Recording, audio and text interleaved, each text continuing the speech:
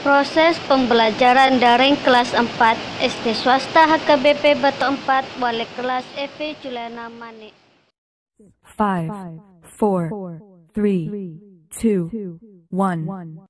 0.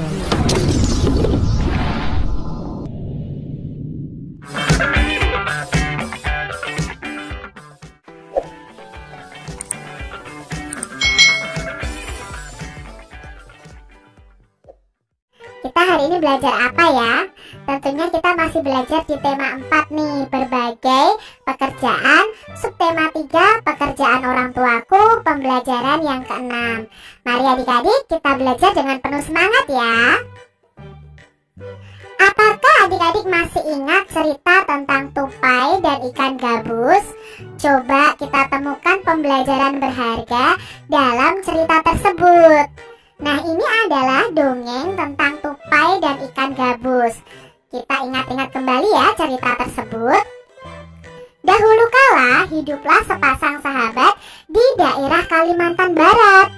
Mereka adalah seekor tupai dan seekor ikan gabus.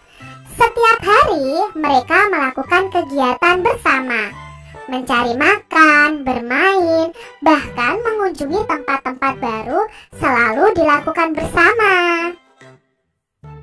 Suatu hari, tupai tidak melihat gabus sahabatnya. Ia mencarinya ke tempat biasa gabus tinggal. Saat bertemu, tupai sangat kaget. Gabus terlihat lesu.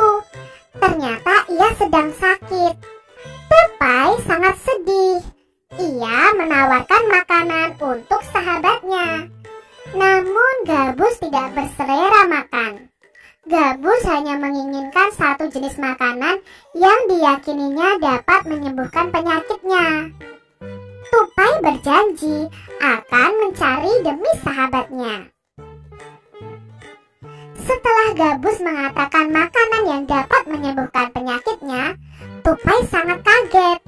Ia harus mencari hati ikan hiu. Ikan hiu itu sangat ganas. Tidak terpikir olehnya ia bisa mendapatkannya. Namun tupai bertekad untuk mendapatkannya. Ia ingin sahabatnya sembuh. Tupai kemudian melompat dari satu pohon kelapa ke pohon kelapa lainnya yang dekat dengan tepi pantai. Saat menemukannya, ia melubangi satu kelapa dan membiarkan airnya habis. Kemudian sang tupai masuk ke dalam kelapa. Angin kencang membuat kelapa jatuh ke pantai dan ikan hiu memakannya. Di dalam perut ikan, tupai kemudian keluar dari kelapa dan menggigit hati ikan hiu. Ikan tersebut mencoba bertahan sampai kehabisan tenaga. Ombak besar membawa ikan hiu ke tepi pantai.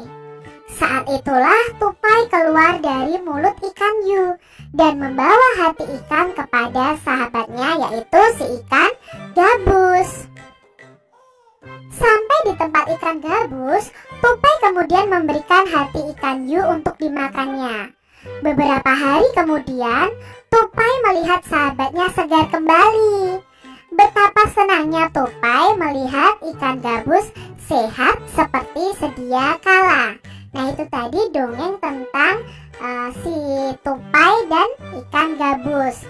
Itu diambil dari dongeng dan cerita rakyat Nusantara paling melegenda, yaitu Ajeng Restiani. Nah, dalam dongeng tadi adik-adik, kita jadi tahu bahwa judulnya itu tupai dan ikan gabus. Tokohnya siapa? Ya, tokohnya ada tupai, ada ikan gabus, ada ikan hiu. Lalu sifat tokohnya bagaimana?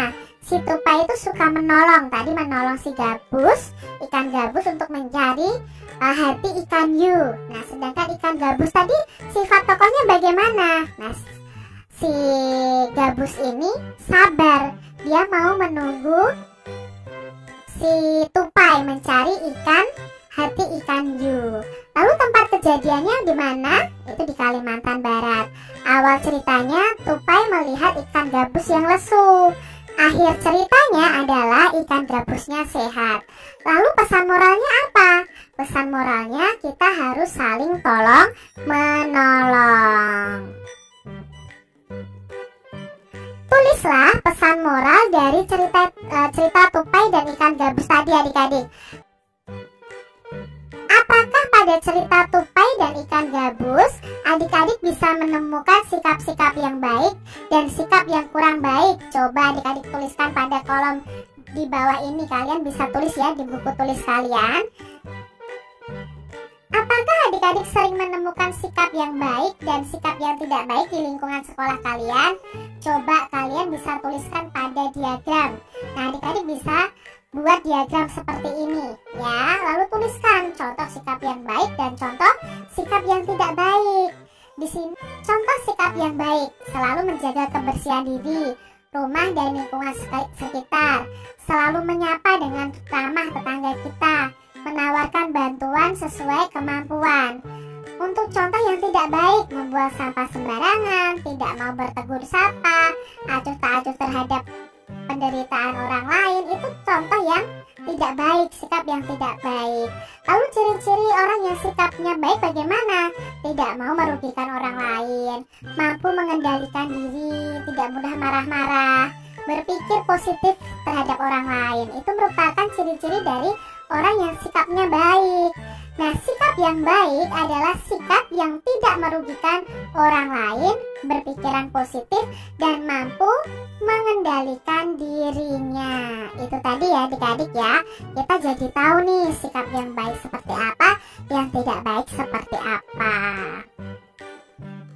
Sekarang adik-adik akan melakukan seluruh gerakan dasar silat yang telah kalian pelajari. Nah, adik-adik bisa praktekkan ya.